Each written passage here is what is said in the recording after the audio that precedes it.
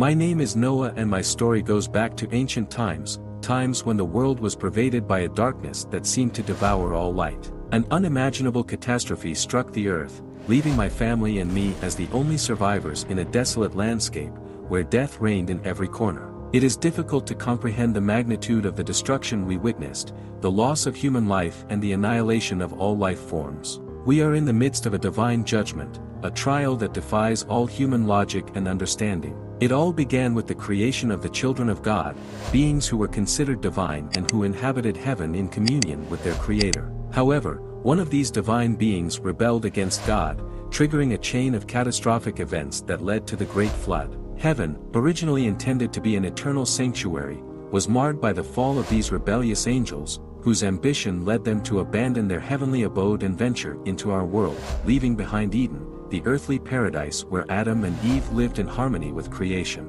Adam and Eve's disobedience marked the beginning of human decline. Their expulsion from Eden and the curse that fell upon the earth were the prelude to an era marked by sin and corruption. Cain and Abel, sons of Adam and Eve, represented the conflict between the godly stock of Seth and the malevolent stock of Cain. Population growth and the prevalence of sin led to the moral deterioration of humanity, where violence and injustice reigned. In the midst of this darkness, righteous men arose like Enoch, my great-grandfather, who maintained a close relationship with God and prophesied about the coming judgment. Generation after generation, mankind multiplied and diversified, exploring new lands and facing ever greater challenges. Tribes and clans formed, each with its own history and lineage, tracing their ancestry back to the original patriarchs. Life became increasingly difficult after Adam's curse, and the need for sustenance and survival became a daily struggle for generations to come. My father, Lamech, lived 182 years and gave birth to me,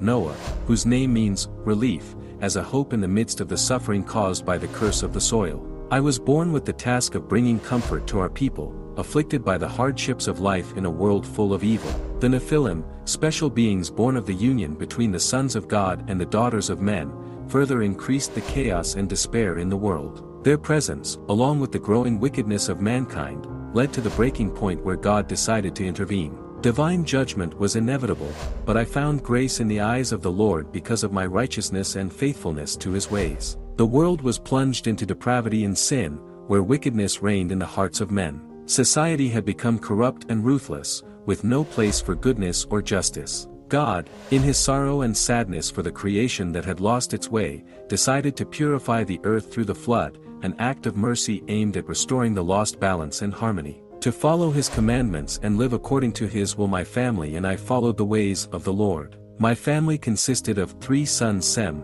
Ham and Japheth. I obeyed God's commandments as best I could and understood them. Then, in the midst of a generation consumed by sin and depravity, I stood out as a shining example of righteousness. My life was characterized by blamelessness and obedience, and I walked with God in a close and intimate relationship, just like my great-grandfather Enoch. While others indulged in the pleasures of the flesh, I found my joy in serving and obeying the Lord. Every moment of my life was a testimony to God's love and faithfulness, and I valued the opportunity to walk with Him every step of the way. God considered me righteous. The population of the earth was absolutely corrupt, spiritually depraved and morally putrid in the eyes of God, and the earth was filled with violence, contempt, outrage, aggression and greed for power because of the corruption and violence in the earth and the extent of the corruption. God told me that He would judge the wicked along with the earth. God told me, I intend to make an end of all that lives. At that time, in times of great corruption and impending judgment, I received a divine message from God that was intended to save me and my family. Despite the bleak circumstances, there was a glimmer of hope in the form of grace. Instead of completely wiping out humanity, God chose to preserve a small group of people, a remnant. I did not deserve or earn that grace, but I stumbled upon it. Grace cannot be earned but can be discovered by anyone who seeks it. It is said that where sin abounded, grace abounded even more, and that was certainly true in my case.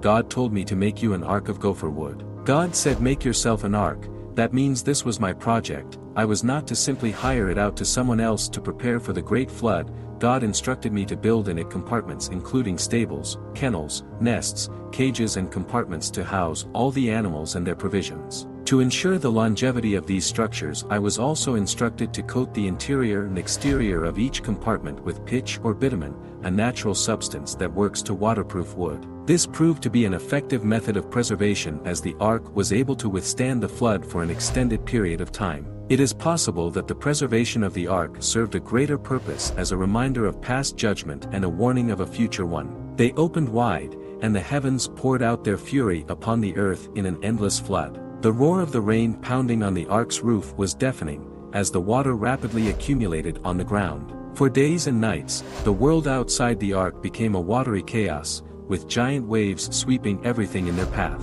From inside the ark, surrounded by darkness and the roar of the storm, I clung to the certainty that God was with us, protecting us in the midst of the storm. As the water continued to rise, faith became our only plank of salvation. Each jolt of the ark reminded us of the fragility of our existence and the strength of the covenant we had with God. The creatures on board, from the largest to the smallest, sought refuge and comfort in the safety of the ark. For 40 days and 40 nights, life on the ark became a cycle of prayer, waiting and survival. The waters of the flood, relentless in their fury, wiped out all signs of life on earth. Cities, mountains, and valleys disappeared under the cold embrace of the ocean.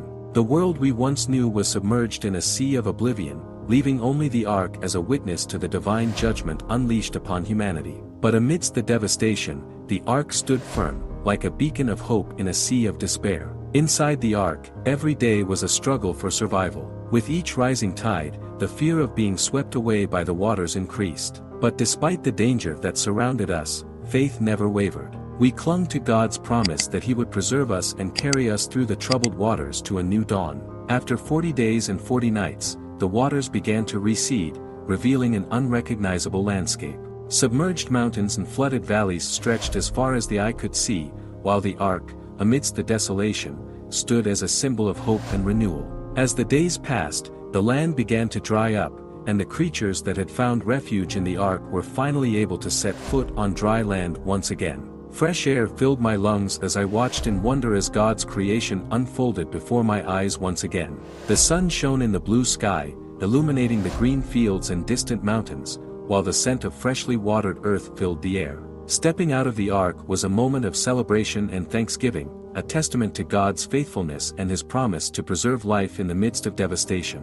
With each step I took on solid ground, I felt a deep connection to nature and a renewed determination to care for and protect this precious gift God had given us. I walked steadily out of the ark, surveying the vast world stretching out before me, a world transformed by God's judgment and grace. With reverence in my heart, I erected a magnificent altar to the Lord, an altar that symbolized my gratitude and devotion to the one who had preserved and saved me in the midst of catastrophe. I carefully selected the purest and finest animals and birds to offer as burnt sacrifices, an act of worship and thanksgiving to the Almighty who had guided my steps through the turbulent waters of the flood. Flames danced in the sky as I presented my offerings, each gesture charged with meaning and reverence for God. I knew the real sacrifice was about to be made, a sacrifice that would test my faith and commitment to the Lord. Risking extinction, I offered some of the animals that had been saved in the ark, aware that costly sacrifice is what pleases God most. At that moment,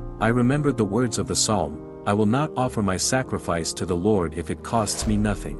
I was ready for the exciting challenge of truly honoring and connecting with God through sacrifice. I knew that to please God it was not enough to give Him just anything, but that I had to offer Him my best, even if it meant facing risks and challenges. The pleasant aroma of the offerings ascended toward heaven, a testimony of the love and devotion I felt toward my Creator. The Lord was pleased with my sacrifice and, in His compassion and mercy, made a magnificent promise to me and all mankind: never again would He destroy all flesh on earth with a flood on such a scale as He had done before. As we explored the world stretching out before us, we realized the vastness and diversity of God's creation. From majestic mountains to lush forests to tranquil rivers, every corner of the earth was filled with wonders to be discovered. We marveled at the beauty of nature and were humbled by the power and greatness of our Creator. But while we enjoyed the beauty of the outside world, we were also aware of our responsibility to care for and protect this treasure. As stewards of God's creation, we committed ourselves to being good stewards of the earth and preserving it for future generations. We strived to live in harmony with nature, respecting and valuing every form of life that God had created.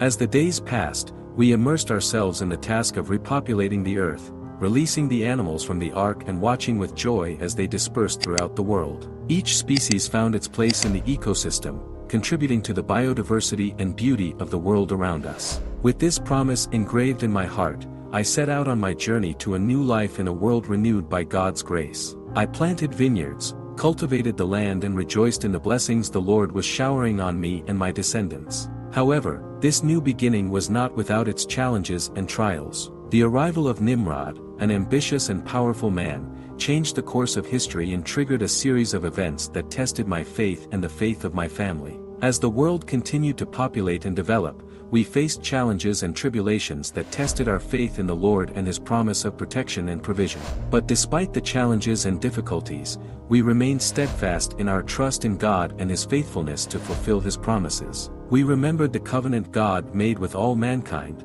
symbolized by the rainbow that appeared in the sky as a reminder of His mercy and grace. My life was a testimony to the importance of living in obedience and reverence for God, of trusting in His provision and protection in the midst of trials and tribulations. As my time in this world came to an end, I found myself reflecting on the power and faithfulness of God, a God who always keeps His promises and guides the steps of those who trust in Him. My name is Noah, and this is my story, a story of faith, sacrifice and redemption in the midst of devastation and hope.